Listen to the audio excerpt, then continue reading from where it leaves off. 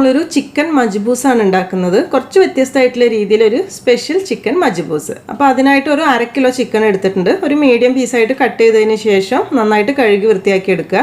നമ്മൾ chicken fry ചെയ്തിട്ടുള്ളൊരു മജ്ബൂസാണ് ചെയ്യുന്നത്. പിന്നെ ചിക്കൻ ഫ്രൈ ഒക്കെ ചെയ്യാൻ തുടങ്ങുന്നതിന് മുൻപ് തന്നെ ഇതിലേക്ക് എടുക്കുന്ന റൈസ് ഒന്ന് കുതിർത്ത് വെക്കണം. അതിനായിട്ടൊരു 3 കപ്പ് ബസ്മതി റൈസ് എടുത്ത് നന്നായിട്ട് കഴുകി കുതിർത്ത് ഒരു സൈഡിൽ വെക്കുക. ഇനി നമുക്ക് ചിക്കൻ മാരിനേറ്റ് ചെയ്തെടുക്കാം. അതിനായിട്ടൊരു 1/2 ടീസ്പൂൺ മഞ്ഞൾപ്പൊടി ഇട്ട് കൊടുക്കാം. ഒരു 1.5 ടീസ്പൂൺ മുളക് പൊടി എടുക്കണം നമുക്കിതിലേക്ക്. നിങ്ങൾക്ക് എത്രത്തോളം മുളക് പൊടി വേണോ അതിനനുസരിച്ച് എടുക്കാം കേട്ടോ, എരിവിനൊക്കെ അനുസരിച്ച്. ഞാനിവിടെ കാശ്മീരി ചില്ലി മാത്രമാണ് എടുക്കുന്നത്. നല്ലൊരു കളർ, നമ്മൾ ഫ്രൈ ചെയ്ത് വരുമ്പോൾ നല്ലൊരു കളർ കിട്ടാൻ വേണ്ടിയിട്ട്. ഒരു 1/4 ടീസ്പൂൺ വലിയ ജീരകം പൊടിച്ചതോടെ ചേർത്ത് കൊടുക്കാം. ഇനി നിങ്ങൾക്ക് ചിക്കൻ ഫ്രൈ ചെയ്തിട്ടുള്ള മജ്ബൂസ് വേണ്ടാന്നുണ്ടെങ്കിൽ നമ്മൾ സാധാരണ കപ്സയൊക്കെ ചെയ്യുന്ന പോലെ തന്നെ റൈസിൻ്റെ കൂടെ തന്നെ ചിക്കൻ ഇട്ട് വേവിച്ചെടുക്കുക. അങ്ങനെ ആയാലും കുഴപ്പമില്ല. പക്ഷെ നമ്മൾ ഇത്തിരി ഡിഫറെൻ്റ് ആയിട്ട് ചെയ്യുന്നു മാത്രം. ഇനി ഇതിലേക്ക് കുറച്ച് ഇഞ്ചി വെളുത്തുള്ളി പേസ്റ്റ് കൂടെ ചേർക്കണം. ഒരു 1.5 ടീസ്പൂൺ മതി. രണ്ടും കൂടെ 1.5 ടീസ്പൂൺ മതിയാവും, കൂടുതലൊന്നും വേണ്ട. 1 table spoon lemon juice, 1/2 teaspoon tomato sauce, അതുപോലെ തന്നെ ഒരു 1/2 ടീസ്പൂൺ സോയ സോസ് കൂടെ നമുക്ക് ചേർത്ത് കൊടുക്കാം. ഇനി ഇതിലേക്ക് ആവശ്യത്തിനുള്ള ഉപ്പൂടെ ചേർത്ത് നന്നായിട്ടൊന്ന് മിക്സ് ചെയ്തെടുക്കണം.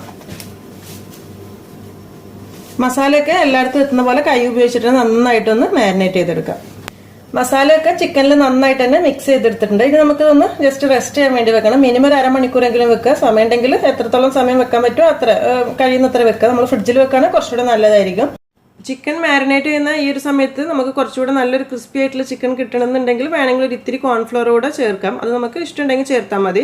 പിന്നെ അതുപോലെ തന്നെ വേണമെന്നുണ്ടെങ്കിൽ നമുക്ക് ഇതിലേക്ക് ഒരു മുട്ടയുടെ ഒരു പകുതി ഭാഗമൊക്കെ വേണമെങ്കിൽ ചേർക്കാം. 1/2 കിലോ ചിക്കൻ ആവുന്ന സമയത്ത് ഒരു മുട്ടയുടെ പകുതി. നമ്മൾ ഫ്രൈഡ് ചിക്കൻ ബിരിയാണിയൊക്കെ ചെയ്യുന്ന സമയത്ത് മുട്ടയൊക്കെ മിക്സ് ചെയ്തിട്ടാണല്ലോ ഉണ്ടാക്കുന്നത്. ആ ഒരു രീതിയിൽ വേണമെങ്കിൽ. അപ്പോൾ നമുക്കിതൊരു 1/2 മണിക്കൂർ റെസ്റ്റ് ചെയ്യാനായിട്ട് മാറ്റി വെക്കാം. റൈസ് ഉണ്ടാക്കാൻ തുടങ്ങുന്നതിന് മുൻപ് നമ്മൾ ആദ്യം മാരിനേറ്റ് ചെയ്ത് വെച്ചിട്ടുള്ള ചിക്കൻ ഫ്രൈ ചെയ്ത് മാറ്റി വെക്കാം. അതിനായിട്ട് കുറച്ച് ഓയിൽ ചൂടാക്കിയ, അത്യാവശ്യം ഡീപ്പ് ഫ്രൈ ആണ് ചെയ്തെടുക്കുന്നത്. അപ്പോൾ അതിനുള്ള ഓയിൽ ചൂടാക്കിയിട്ട് നമ്മൾ സാധാരണ ചിക്കൻ ഫ്രൈ ചെയ്യുന്ന പോലെ തന്നെ അത്യാവശ്യം നന്നായിട്ട് തന്നെ ചിക്കൻ ഫ്രൈ ചെയ്ത് മാറ്റി വെക്കാം.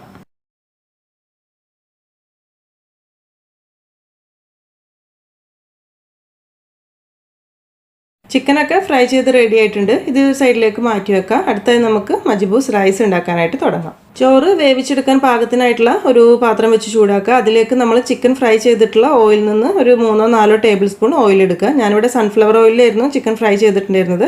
അപ്പോൾ ആ ഓയിലിൽ നിന്ന് ഒരു 3-4 ടേബിൾ സ്പൂൺ ഓയിൽ ചൂടാക്കിയെടുക്കുക. ഓയിലിൻ്റെ അളവ് ഇനി കൂടുതൽ എടുക്കണമെങ്കിൽ കുറച്ചുകൂടെ കൂടുതൽ എടുക്കാം കേട്ടോ. ഇനി ഇതിലേക്ക് നമുക്ക് ഒരു ചെറിയ 2 പീസ് പട്ട, ഒരു 3 ഏലക്കായ, ഒരു 4 ഗ്രാമ്പു, ഒരു 1/4 ടീസ്പൂൺ പച്ചമല്ലിയാണിത് മൊത്തത്തിലുള്ളത്, ഒരു 1/2 ടീസ്പൂൺ ചെറിയ ജീരകം, അതുപോലെ തന്നെ ഒരു 1/2 ടീസ്പൂൺ കുരുമുളക്. ഇതെല്ലാം കൂടി ഈ എണ്ണയിലേക്ക് ഇട്ടൊന്ന് പൊട്ടിച്ചെടുക്കാം. ഏലക്കായ ജീരകം എല്ലാം ഒന്ന് പൊട്ടി വരുന്ന സമയത്ത് നമുക്ക് ഇതിലേക്ക് ഒരു 1 ടേബിൾ സ്പൂൺ വെളുത്തുള്ളി ചതച്ചതും, അതുപോലെ തന്നെ 1 ടേബിൾ സ്പൂൺ ഇഞ്ചി ചതച്ചതും, ഒരുപാടൊന്നും വേണ്ട. അതുപോലെ ഒരു 3 പച്ചമുളക്. ഇത് ഒരുപാട് എരിവില്ലാത്ത പച്ചമുളകാണ്. ഇത് മുറിക്കൊന്നും വേണ്ട, അങ്ങനെ അങ്ങ് ഇട്ട് കൊടുത്താൽ മതി. ഇഞ്ചി വെളുത്തുള്ളിയൊക്കെ പച്ചമണം മാറി വരുന്ന സമയത്ത് നമുക്ക് ഇതിലേക്ക് ഒരു വലിയ സവാള ചെറുതായി മുറിച്ചത്, അതായത് ക്യൂബായിട്ട് മുറിച്ചെടുത്തതാണ്. മുറിച്ചെടുത്തിട്ട് ജസ്റ്റ് ക്യൂബായിട്ട് പൊളിച്ചെടുത്തിട്ടുള്ളത്. ചെറുതാണെങ്കിൽ 2 സവാള വരെ എടുക്കാം. ഇത് ഇതിലേക്ക് ചേർത്ത് കൊടുക്കാം. ഇതിലേക്ക് നമുക്ക് ആവശ്യത്തിന് കുറച്ച് ഉപ്പ് ഇപ്പം ചേർത്ത് കൊടുക്കാം. ഉള്ളി ഒന്നങ്ങ് വഴന്നു വരുന്ന സമയത്ത് നമുക്ക് ഇതിലേക്ക് ഒരു തക്കാളിയുടെ പകുതി ചെറുതായി മുറിച്ച് ചേർത്ത് കൊടുക്കാം. നമ്മൾ ഇതിലേക്ക് മൊത്തം 1.5 തക്കാളിയാണ് എടുക്കുന്നത്. ഒരു തക്കാളി മിക്സിയിൽ നന്നായിട്ട് അരച്ച് പേസ്റ്റ് ആക്കിയിട്ടാണ്. അപ്പോൾ ഒരു പകുതി തക്കാളി ഇതിലേക്ക് മുറിച്ച് വിട്ട് കൊടുക്കാം. തക്കാളി ഒന്നങ്ങ് വഴന്നു വരുന്ന സമയത്തേക്ക് നമുക്ക് ഇതിലേക്ക് കുറച്ച് ചെറിയുള്ളി, ഒരു 8-10 ചെറിയുള്ളി ഒന്ന് നന്നായിട്ട് മിക്സിയിൽ ഒന്ന് ചതച്ചൊന്ന് അരച്ചെടുത്തതാണ്. അത് ഇതിലേക്ക് ചേർത്ത് കൊടുക്കുക. തക്കാളി ഈ സമയത്ത് ഒരുപാട് വെന്തുടയേണ്ട ആവശ്യമൊന്നുമില്ല കേട്ടോ.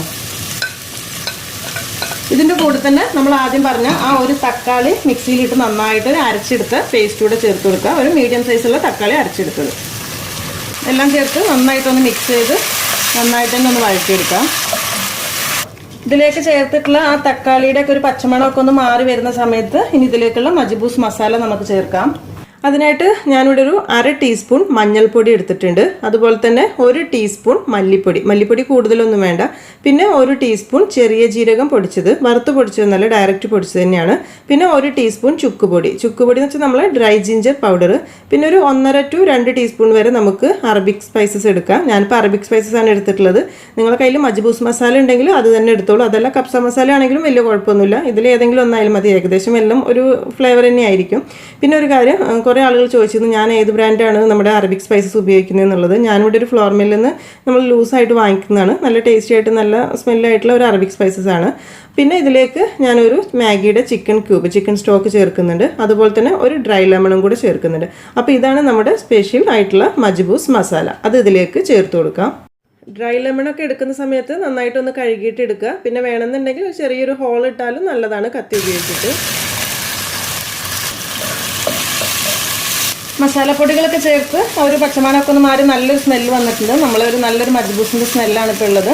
ഇതിലേക്ക് നമുക്കിനി 1 ടീസ്പൂൺ ടൊമാറ്റോ സോസും അതുപോലെ തന്നെ 1 ടീസ്പൂൺ സോയ സോസും കൂടി ചേർത്ത് കൊടുക്കാം.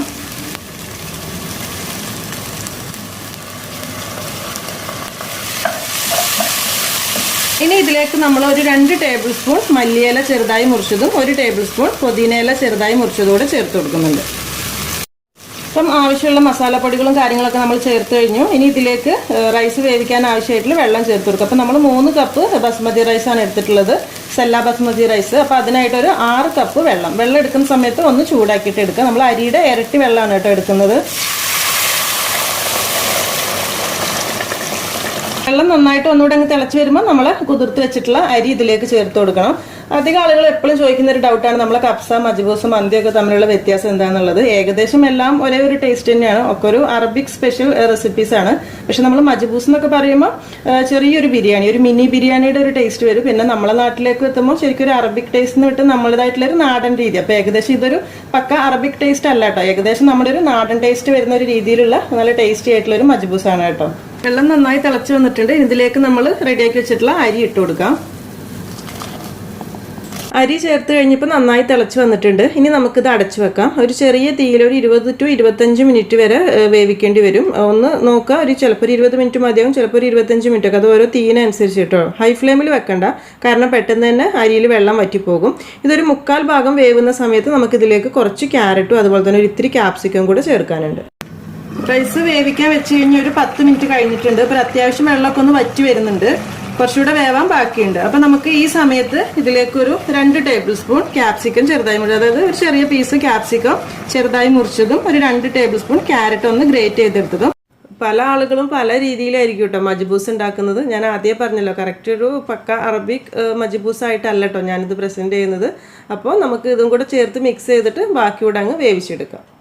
ഇപ്പോൾ നമ്മുടെ ചോറ് അത്യാവശ്യം വെള്ളമൊക്കെ വറ്റി ഒന്ന് വെന്ത് വന്നിട്ടുണ്ട്. അപ്പോൾ മുഴുവൻ വെള്ളം വറ്റി ഡ്രൈ ആവാൻ വേണ്ടി വെയിറ്റ് ചെയ്യേണ്ട ആവശ്യമില്ല. നമുക്ക് ഈ ഒരു രീതിയിൽ ചെറിയൊരു വെള്ളമയത്തോട് കൂടി തന്നെ എന്നാൽ അത്യാവശ്യം അരി വെന്തിട്ടുണ്ടാവും വേണം കേട്ടോ. ഇനി വെന്തിട്ടില്ലെങ്കിൽ വേണമെങ്കിൽ ഇത്തിരി വെള്ളമൊക്കെ ഒഴിച്ച് വേവിച്ചതിന് ശേഷമാണ് അടച്ചു വെക്കുന്നത്. ഓൾറെഡി വെന്തിട്ടുണ്ടാവും. അപ്പോൾ ഇനി നമുക്കിത് കവർ ചെയ്ത് വെക്കാം. അപ്പോൾ ഒരു കവർ ചെയ്ത് വെച്ച് ഒരു 10-15-20 മിനിറ്റ് കഴിയുമ്പോഴേക്കും ഇതിലത്തെ വെള്ളമൊക്കെ നന്നായിട്ട് വറ്റി ഡ്രൈ ആയി കറക്റ്റ് ചോറിൻ്റെ ടേസ്റ്റ് ആയിട്ടുണ്ടാവും. അപ്പോൾ അതിന് മുൻപ് നമ്മൾ ഫ്രൈ ചെയ്ത് വെച്ചിട്ടുള്ള ചിക്കന് ഈ ഒരു ചോറിൻ്റെ മേലേക്ക് നമുക്ക് വെച്ച് കൊടുക്കാം. ഇതിൻ്റെ മുകളിലേക്ക് ഒരു 1/2 ടീസ്പൂൺ മജ്ബൂസ് മസാല അല്ലെങ്കിൽ കുറച്ചൊരു അറബിക് സ്പൈസസ് കൂടി ഇട്ട് കൊടുക്കുക, നല്ലൊരു ഫ്ലേവറിന് വേണ്ടിയിട്ട്. അതുപോലെ തന്നെ 1 ടേബിൾ സ്പൂൺ മല്ലിയില ചെറുതായി മുറിച്ചതുകൂടി ഇട്ട് കൊടുക്കുക, നല്ലൊരു ഫ്ലേവർ ടേസ്റ്റിന് വേണ്ടിയിട്ടാണ്. കൂടുതലൊന്നും വേണ്ട കേട്ടോ, മല്ലിയില ഒരു ബിരിയാണി ടേസ്റ്റ് ആയി പോകും. അപ്പോൾ ഇതുകൂടി ചേർത്ത് കഴിഞ്ഞാൽ നമുക്കിത് നന്നായിട്ടൊന്ന് കവർ ചെയ്ത് അടച്ചു വെക്കാം. ഒരു ഫോയിൽ പേപ്പർ കൊണ്ട് കവർ ചെയ്യണേ കുറച്ചുകൂടി നല്ലത്, ആവിയൊന്നും പുറത്തു പോകാതിരിക്കാൻ വേണ്ടിയിട്ട്. ഇനിയിപ്പോൾ നമ്മൾ നാട്ടിലേക്കാണെന്നുണ്ടെങ്കിൽ ജസ്റ്റ് അടുപ്പിൻ്റെ പുറത്തേക്ക് കുറച്ച് കനലൊക്കെ കോരിയിട്ട് ദം ചെയ്യുകയാണെങ്കിൽ കുറച്ചുകൂടി ടേസ്റ്റി ആയിരിക്കും കേട്ടോ. അപ്പോൾ ഈ സമയത്ത് നമുക്ക് ഗ്യാസ് കത്തിക്കേണ്ട ആവശ്യമില്ല. ഗ്യാസൊക്കെ ഓഫ് ചെയ്തതിന് ശേഷമാണ് ഇങ്ങനെ കവർ ചെയ്ത് വെക്കുന്നത്. ഇങ്ങനെ വെച്ച് ഒരു 15 to 20 മിനിറ്റ് കഴിയുന്ന സമയത്ത് ചോറ് കുറച്ചുകൂടി ഒരു സോഫ്റ്റ് ആയി കിട്ടും. ആ സമയത്ത് നമുക്കിത് സെർവ് ചെയ്യാം. റൈസ് റെഡിയാക്കി വെച്ച് കഴിഞ്ഞപ്പോൾ ഒരു 20 മിനിറ്റ് കഴിഞ്ഞിട്ടുണ്ട്. നല്ല സൂപ്പർ ഒരു സ്മെല്ലാണ് കേട്ടോ. സ്പെഷ്യൽ മജ്ബൂസിൻ്റെ നല്ലൊരു ടേസ്റ്റി സ്മെല്ലാണ്. പിന്നെ നമുക്ക് വേണമെന്നുണ്ടെങ്കിൽ ഈ റൈസ് സ്മോക്ക് ചെയ്തെടുക്കണമെങ്കിൽ അങ്ങനെയും ചെയ്യാം കേട്ടോ. അപ്പോൾ നമ്മൾ സാധാരണ സ്മോക്ക് ചെയ്ത റൈസ് എന്ന് പറയുമ്പോൾ ഒരു മന്തി സ്പെഷ്യലാണ്. പക്ഷെ നമുക്ക് വേണമെന്നുണ്ടെങ്കിൽ മജ്ബൂസ് ഒരു സ്പെഷ്യൽ മജ്ബൂസിലൊക്കെ സ്മോക്ക് ചെയ്തെടുക്കാൻ കുഴപ്പമൊന്നുമില്ല. അതിപ്പോൾ നമ്മൾ ഉണ്ടാക്കുന്ന ആളെ ഇഷ്ടത്തിനനുസരിച്ച് ചെയ്യാം. അപ്പോൾ അങ്ങനെ വേണമെന്നുണ്ടെങ്കിൽ ഒരു ഇത്തിരി ചാർക്കോളോ അല്ലെങ്കിൽ നമ്മുടെ തീക്കനലോ എന്തെങ്കിലും ഒരിത്തിരി ഓയിൽ ഒരു ചെറിയ ബൗളിലാക്കിയിട്ട് നമ്മൾ ആദ്യം അടച്ചു വെക്കുന്നതിന് മുൻപ് ഈ റൈസിൻ്റെ സെൻറ്ററിലേക്ക് വെച്ചിട്ട് അതിലേക്ക് ആ ചാർക്കോൾ ഇട്ടതിന് ശേഷം നന്നായിട്ട് അടച്ചു വെക്കുകയാണെങ്കിൽ നല്ല ഒരു സ്മോക്കി റൈസായിട്ട് നമുക്ക് കിട്ടും. അപ്പോൾ അത് നിങ്ങൾക്ക് വേണമെന്നുണ്ടെങ്കിൽ ചെയ്യാം, വേണമെങ്കിൽ ഒഴിവാക്കാം. അപ്പോൾ ഇനി നമുക്കിത് നമുക്ക് സെർവ് ചെയ്യാം. അപ്പോൾ ആദ്യം ചിക്കനൊക്കെ ഒന്ന് എടുത്ത് സൈഡിലേക്ക് മാറ്റിയിട്ട് ചോറ് മൊത്തത്തിലൊന്ന് മിക്സ് ചെയ്തെടുക്കാം. നല്ല ടേസ്റ്റി ആയിട്ടുള്ള ഒരു മജ്ബൂസ് റൈസ് തന്നെയാണ് കേട്ടോ ഇത്. ഇപ്പോൾ നമ്മളിവിടെ സെല്ല റൈസ് വെച്ചിട്ടാണ് ചെയ്തിട്ടുള്ളത്. നിങ്ങൾക്കിനി സെല്ലയുടെ ടേസ്റ്റ് ഇഷ്ടമല്ല എന്നുണ്ടെങ്കിൽ ഏത് ബസ്മതി റൈസ് വെച്ചിട്ടും ചെയ്യാം. അതല്ലാന്നുണ്ടെങ്കിൽ നമുക്ക് നാട്ടിലൊക്കെ കിട്ടുന്ന റേഷനരി വെച്ചിട്ട് ചെയ്യാൻ പറ്റുന്ന നല്ലൊരു റൈസ് തന്നെ ആയിരിക്കും ഇത്. റേഷനരി വെച്ചിട്ട് ചെയ്യാമെന്ന് ഞാൻ പറയാൻ കാരണം എന്താണെന്ന് വെച്ചാൽ ഈ ഒരു റെസിപ്പി എനിക്ക് കിട്ടിയിട്ടുള്ളത് എൻ്റെ ആമാൻ്റെ കയ്യിൽ നിന്നാണ്, മിശ്രി ആമ. അപ്പോൾ ആമ റേഷനരി വെച്ച് ചെയ്ത സമയത്ത് നല്ല സൂപ്പർ ടേസ്റ്റ് തന്നെയായിരുന്നു. പിന്നെ ആമാൻ്റെ കാര്യം പറയുമ്പോൾ ഒരു കാര്യം കൂടെ, നമ്മുടെ പഴംപൊരി വീഡിയോ കണ്ട് ഇഷ്ടപ്പെട്ട് ഒരുപാട് പേര് ട്രൈ ചെയ്ത് നോക്കിയിട്ട് നല്ല കമൻസും ഫോട്ടോസും ഒക്കെ തന്നിരുന്നു. അപ്പോൾ ആ ഒരു പഴംപൊരിയുടെ റെസിപ്പി എനിക്ക് തന്നിട്ടുള്ളത് വേറൊരു ആമയായിട്ടുള്ള റുബീന ആമയാണ്. അപ്പോൾ രണ്ടാളും നല്ല പാചകക്കാരാണ്. രണ്ടാൾക്കും ഒരുപാട് താങ്ക്സ് ഉണ്ട്. കാരണം ഒരുപാട് ടിപ്സും കാര്യങ്ങളും റെസിപ്പീസും ഒക്കെ എനിക്ക് തരുന്നത് അവരാണ്. അറബിക് റൈസിൻ്റെ ഒക്കെ കൂടെ സെർവ് ചെയ്യുന്ന ഏതെങ്കിലും ഒരു ചട്നി നമുക്ക് ഇതിൻ്റെ സൈഡിലായിട്ട് വെക്കാം. അപ്പോൾ നിങ്ങൾ തീർച്ചയായിട്ടും ട്രൈ ചെയ്ത് നോക്കിയിട്ട് ഫീഡ്ബാക്ക് ഒക്കെ അറിയിക്കുക. അതുപോലെ തന്നെ വീഡിയോ ഇഷ്ടപ്പെട്ടിട്ടുണ്ടെങ്കിൽ ഷെയർ ചെയ്യാനും ലൈക്ക് ചെയ്യാനൊന്നും മറക്കരുത് കേട്ടോ. താങ്ക്